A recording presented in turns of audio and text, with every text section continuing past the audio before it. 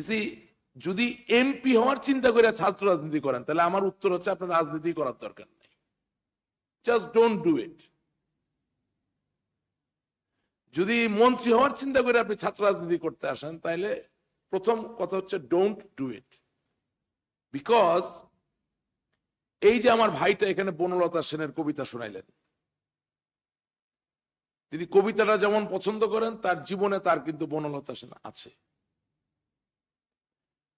আপনার জীবনে প্রেম যেমন একটা অবধারিত সত্য, আপনি কাউকে ভালোবাসবেন, ভালোবাসতে চান, ছাত্র জীবনে আপনি অন্যায়ের বিরুদ্ধে দাঁড়াবেন, সত্যের জন্য দাঁড়াবেন, ভালোর জন্য দাঁড়াবেন, এটা ওই একই রকম একটা অনস্বীকার্য সত্য প্রেম। এই প্রেম বোধ যদি না থাকে তাহলে ছাত্র রাজনীতি করার দরকার নাই। আমার একটা প্রশ্ন না ঠিক পরামর্শ, আপনার কাছ থেকে একটা পরামর্শ চাই। তো আমি ঢাকা বিশ্ববিদ্যালয়ে আসছি, যে আমি একটা প্রত্যন্ত অঞ্চল থেকে আসছি এবং আমি বর্তমানে ঢাকা বিশ্ববিদ্যালয়ের ছাত্র রাজনীতির সাথে জড়িত আছি, বলা ভালো যে ছাত্রলীগের রাজনীতির সাথে জড়িত আছি। Very good. তো রাজনীতির পিছনে আমাদের একটা বড় সময় ব্যয় হয় ক্যাম্পাসে। তো এখন বর্তমান বাংলাদেশের যে পরিস্থিতি, এই পরিপ্রেক্ষিতে আমরা দেখতে পাই যে আপনার দলের বা রাজনীতির যে বড় বড় পদ পদবিগুলো, বা আমি যদি সংসদীয় আসনগুলো নিয়েই বলি, তো এইগুলো যারা দখল করে তাদের মধ্যে বেশিরভাগ একটা অংশ হচ্ছে আপনার ব্যবসায়ী শ্রেণী, বা আপনার দেখা যায় যে অনেক একজন ভালো খেলোয়াড়, একজন ভালো অভিনেতা হঠাৎ করে মানে রাজনীতিতে আসছেন এবং সে রাজনীতিতে ভালো করছেন, রাজনীতি কতটুকু ভালো করছেন জানি না, তবে রাজনীতি একটা বড় জায়গা দখল করে রাখছেন। তো আমরা এতক্ষণ কথা বলতে গিয়ে বারবার একটা কথা উঠে আসছিল, বুদ্ধিভিত্তিক রাজনীতি, জ্ঞান ভিত্তিক রাজনীতি। তো বুদ্ধিভিত্তিক এবং জ্ঞান ভিত্তিক ছাত্র রাজনীতি করে আমাদের কি আদেও সময় নষ্ট করার প্রয়োজন, নাকি আপনি মনে করেন যে আমাদের সফট স্কিল গুলো ডেভেলপ করে আমাদের একজন ভালো খেলোয়াড় হওয়া উচিত, বা আমাদের একজন ভালো ব্যবসায়ী হওয়া উচিত, একজন ভালো অভিনেতা হওয়া উচিত, তারপর সেইখান থেকে রাজনীতি এসে সুবিধা করা উচিত? আপনি কি আমাদেরকে মানে আমরা যারা প্রত্যন্ত অঞ্চল থেকে এসে ছাত্র রাজনীতির পিছনে অনেক সময় ব্যয় করছি, বুদ্ধিভিত্তিক রাজনীতিটাকে ধারণ করার চেষ্টা করছি, আদর্শিক রাজনীতিটাকে ধারণ করার চেষ্টা করছি, আমাদেরকে আপনি মানে এই বুদ্ধিভিত্তিক জ্ঞান ভিত্তিক ছাত্র রাজনীতিতে মানে অনুপ্রেরণা দেবেন কিনা? আচ্ছা, প্রথম কথা, খুব ভালো প্রশ্ন এবং কঠিন প্রশ্ন। আপনাকে আমি একটু জিজ্ঞাসা করি, না না বসেন না। 1996 সালে সবচেয়ে নাম করা এমপির নাম কি?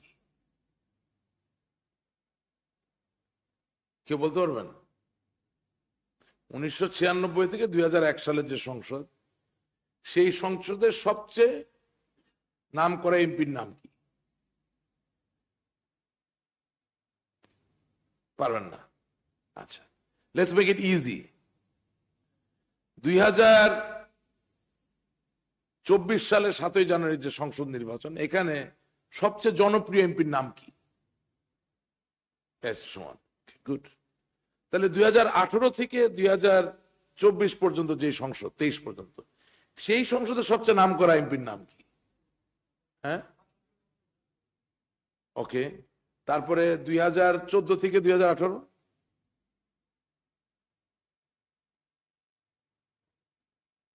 (2009) থেকে 2014। তার মানে 2018 মানে মাত্র 5 বছর আগের কথা আপনি বলতে পারলেন। মাশরাফি আর ব্যারিস্টার সুমন, কারেক্ট? আমার এই প্রশ্নের উত্তর দিয়ে আপনারা কিছু অনুভব করলেন?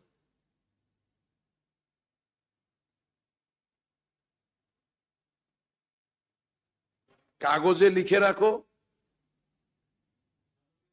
কাগজ ছিঁড়ে দেবে, কি হবে? পাথরে লিখে দাও নাম, পাথর ক্ষয়ে যাবে। হৃদয়ে লেখো তা কি? রাইট। তার মানে ঠিক 5 বছর পার হয়ে যখন 6 বছরে পড়বে, বিলিভ মি, আপনি কোন মন্ত্রী এমপি কারো নাম আপনার মনে থাকবে না। আমার নানা মন্ত্রী ছিলেন, আপনাদেরকে বললে আপনারা চিনবেন না। আমার বাবা মন্ত্রী ছিলেন, অনেকেই চিনবে না। যদি এমপি হওয়ার চিন্তা করে ছাত্র রাজনীতি করেন তাহলে আমার উত্তর হচ্ছে আপনার রাজনীতি করার দরকার নেই, জাস্ট ডোন্ট ডু ইট। যদি মন্ত্রী হওয়ার চিন্তা করে আপনি ছাত্র রাজনীতি করতে আসেন, তাহলে প্রথম কথা হচ্ছে ডোন্ট ডু ইট।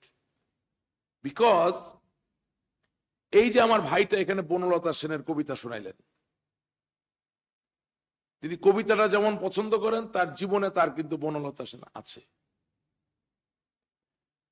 আপনার জীবনে প্রেম যেমন একটা অবধারিত সত্য, আপনি কাউকে ভালোবাসবেন, ভালোবাসতে চান, ছাত্র জীবনে আপনি অন্যায়ের বিরুদ্ধে দাঁড়াবেন, সত্যের জন্য দাঁড়াবেন, ভালোর জন্য দাঁড়াবেন, এটা ওই একই রকম একটা অনস্বীকার্য সত্য প্রেম।